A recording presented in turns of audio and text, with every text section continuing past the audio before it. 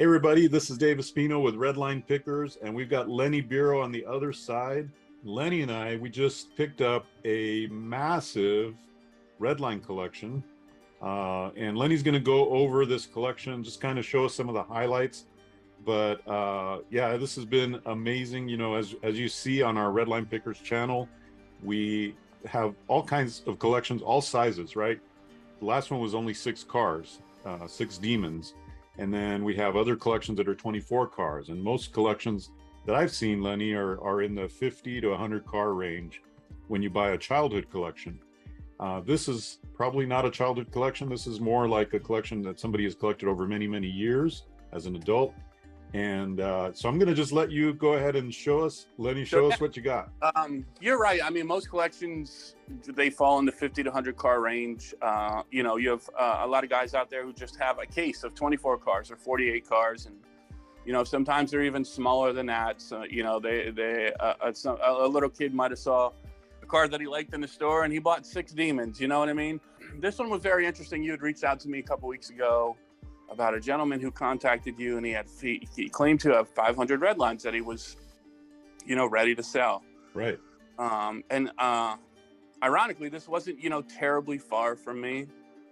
So I got in contact with him, and we set a time, and I made the 6-hour trip. I drove up into the panhandle of Florida, and I walked into this guy's, let's call it a man cave, right? And right. it was huge, Dave. And this gentleman collected all types of automotive-related toys and even real cars.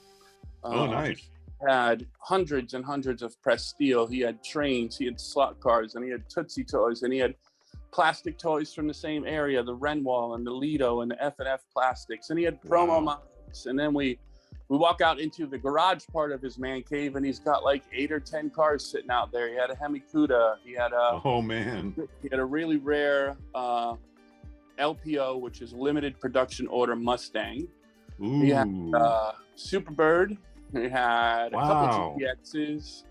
And then we walk up into the top part of that garage area, and he had a whole bunch more toys and die casts and all kinds of stuff. So, you know, spent the entire day there, was able to come to, you know, a deal that was satisfying for both him and I. And, you know, it wasn't 500. It turned out to be, I haven't got, you know, an accurate count yet, but it's somewhere between 700 and 800 Redlines. So, wow.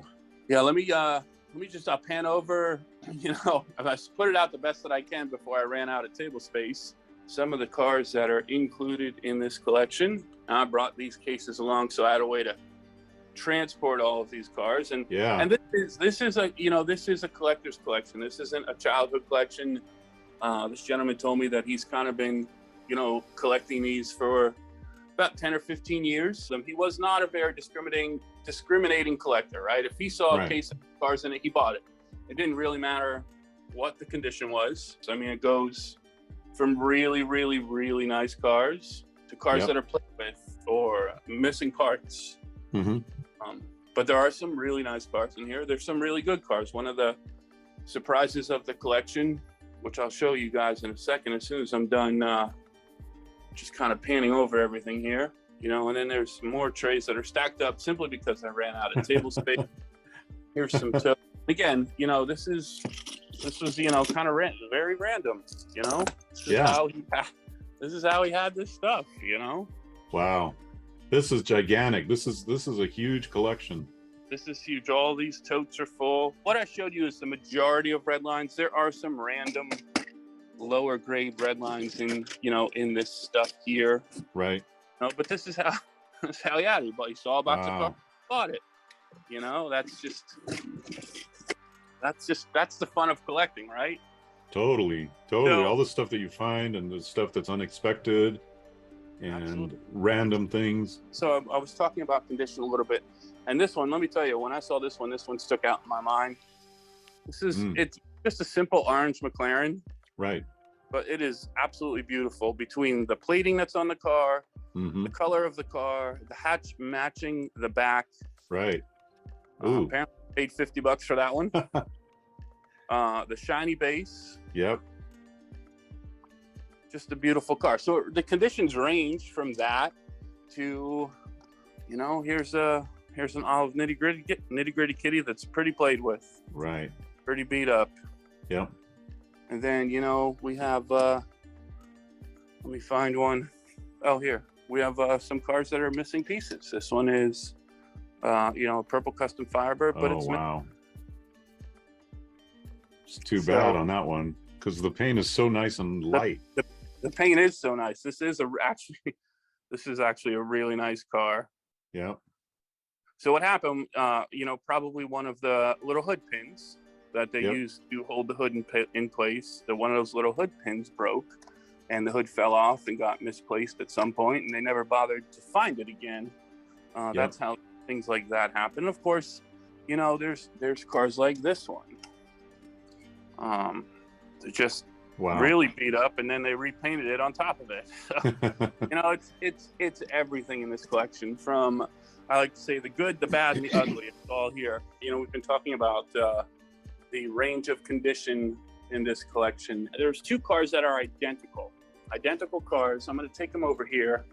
I can set my phone up, and I just want to talk a little bit about how condition dictates value, right? So here are these two cars. These are superfine turbines. They are both in light blue. As you can see, this one here is well played with. And you know, one thing to note right off the bat too is the superfine turbine is generally a hard car to find, generally speaking. So let's talk a little bit about that too. You know, why is that? Well, the superfine turbine was a casting that was only issued for 1 year, and it was issued in 1973. 1973 is a year that Mattel went to all enamel paints before they switched to adding like decoration tampo in the car. And so it was only in production for 1 year. So it was a really limited production to begin with, right? And many of the other cars that are in that production year lineup are previous castings. There are a couple that are new castings for the 1973 year, and they only did that casting in 1973. The Superfine is one. The double header is another one. Those may be the only two. I can't think of any others right off the top of my head. There may be a couple others, but for the most part, most of that production year lineup was previous castings. Right. So that's why the Superfine turbine and double header are generally just tough cars to find. Right. Back to talking about the condition and how condition dictates value. So this is a light blue superfine turbine. As you can see, it's got a lot of chips, a lot of wear. I mean, it could be worse, right? Could be a lot worse. Yeah. But this superfine in this condition, in this color, is probably worth maybe $100 or $150, right? Yep. So now here is the same car in what I would consider optimal condition. That is nice. Right? This is a really nice car. Wow. There's not much for wear. There's not much for chips. The other thing that collectors look at, especially on 73 and after cars. So the back, if you look at the back of the superfine turbine, it has what collectors refer to as cap wheels. So this is a two-piece wheel. The front is a little cap. So we can pop that little cap off and put another original cap on to upgrade the wheel, right? Mm-hmm. But if the front is a through axle, you can't pop that wheel off. It is a one-piece wheel that is fixed to the car. Chrome on those cars is all part of the condition of the car, right? Exactly. If you have chrome that looks like that, that is going to devalue the car, right? Because we can't change those. Yeah. Anyway, faded chrome and also the faded redline stripe on the wheel. Faded redline stripe. Yeah. So back to this one. This is a really clean car. This is a very, very nice example of this car. And this car in this condition is probably around $600 or $700, right? Yeah. So you have an optimal condition car that's valued at $600 or $700, and one that's a little less than optimal is probably $100 or $150. So condition plays a huge part when evaluating these cars, and missing parts or worn chrome, or even right down to the base, a dull base. You guys can see the difference. Yep. I mean, this one is not so bad, but I can show you others that are just dark have a lot of tarnish, and just not nice. I mean, right down to the base. Collectors look at all of these things when we're evaluating these cars. And this is great for people to understand, because they'll say, hey, I have a super fine turbine. Okay, does it look like the one on the left, or does it look like the one on the right? Because there's a huge difference in every little nick, scratch, fade of chrome, every little thing. We look at everything, right? And it's so important, because not only do we, but every collector is looking at condition, and those are the main factors for condition that we're looking at. This is a great example, Lenny. I appreciate you sharing that. Absolutely. I was happy that there were these two cars in there, you know, the exact same two cars in such a, you know, such a difference of condition that we could talk about that. That's awesome. But I was talking about one of the surprises in the collection, and let me see if I can find it. This is not it, guys, just so you know. This is not it. You may have noticed this when I was panning over. This is a reissue. This is called the Beach Bomb 2. This is not an original. Yeah. Let's see. Here it is. This is one of the surprises. Now, it's not a super nice car, but for what it is, wow, it's certainly not a bad car. That is a creamy pink Hong Kong custom Corvette. There are not many of these out there. Right. And in just about any condition, they're hard to find. They are hard to find. And that is actually not a horribly bad car. So that was one of the surprises. Of course, he liked his cords.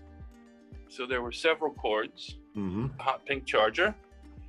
Again, not a terrible car.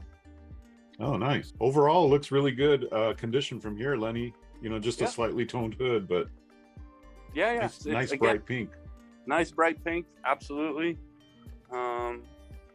Just a lot of cars. I mean, a lot of processing and going through and kind of figuring out what's what. Well, since you're an Olds 442 guy, did you see any good Olds 442s in there? Was one 442 in the collection. Let's see if we can find it, Dave. Don't tell me it was magenta. No, it actually is not magenta. It's really? Not hot pink. It's not hot pink either, but it's not magenta. And again, this is not a bad car. You know, this would be a nice entry-level 442 for a beginning collector. Yeah. It does have, you know, original stripes. It's yellow. Okay. Not bad. Nope, certainly not a bad car. Not bad at all. Wow. A lot of hot pinks. And again, and even some, just so you know, just so everybody knows, even some of the cars in this collection were restored. Unfortunately, repainted. He didn't know, you know, and I just showed him what he was looking for, pointed out, you know, what makes it restored, how I know it's restored, and things like that. But you know, 800 cars, you can't expect them all to be super perfect minty. Right. And you know, that's a good point, that we're willing to buy the good, the bad, and the ugly all in one shot.